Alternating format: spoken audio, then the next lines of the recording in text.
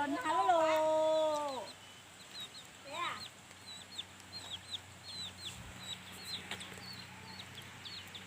Đồ chỗ đồ cháu trong tiết tiêu. Áp lồng chị đi, có lồng chị đã. Cha là súng nhé, và là súng dài. Có một cánh dài. Chả có mất thứ rồi. Tôi để không có chi rồi. Thôi cũng không có được của mình thôi cất thả. Thật à? Nói ai đấy? Lo cái tỉnh. Dòng ca cái đầu cũng chưa bắt thành lo nữa. Cô làm to tôi cũng bắt ra cái tiền lũ cái là thả thi nó. Chị ơi nhỏ dung đi. Cái dạo này nó xí nó. Đâu rồi cho tỏ. Hết là chồng tên khủng ghê cơ. Chỉ tên lò. Cho cái con cháu đó nào. Quý chuyện thôi. Con nó mở cho con cháu luôn. Đó của chị ít nói của chỗ này là có rồi quý chuyện nó. Tối lần hai lúc này nó chỉ bao một trẻ để Facebook của ta đi nó. Có luôn. Của ba phố. Rồi chà nó. Hắn là chứ có xe tớ mẫu chà. Mẹ cái thế này.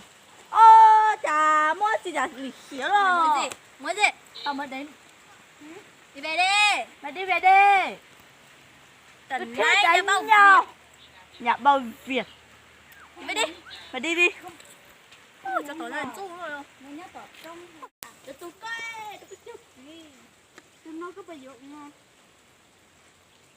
Dạ, chuyện chú rồi. Chị mua có tới Hải Linh nè. Tại cái tàu của thiên hàng. Đâu cái tỷ. Nó sẽ bị có à? Chính. Nhưng cái tỷ là không có chi đâu cái chi. Mà cái chi này có phải mình chỉ thích khó chi à. Dunia nhau lạnh thu. Xem kia có lạnh thu.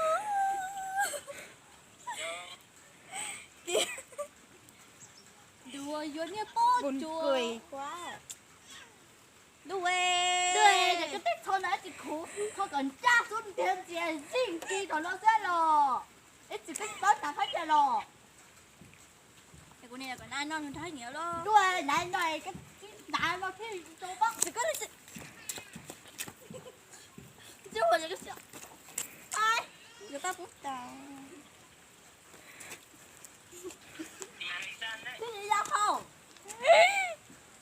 Mày nói gì? Hai tầm to, hai tầm bài à, nghe thấy không? Cái gì? Tính cái ra. Cái ra. Cái trời cái ra bây giờ. Cái ra. Trời. Nó thôi, nó sơ sẵn thôi. Nó của tên là chú. Chơi mỏ, chỉ cái chỉ báo trả. Diễn đi.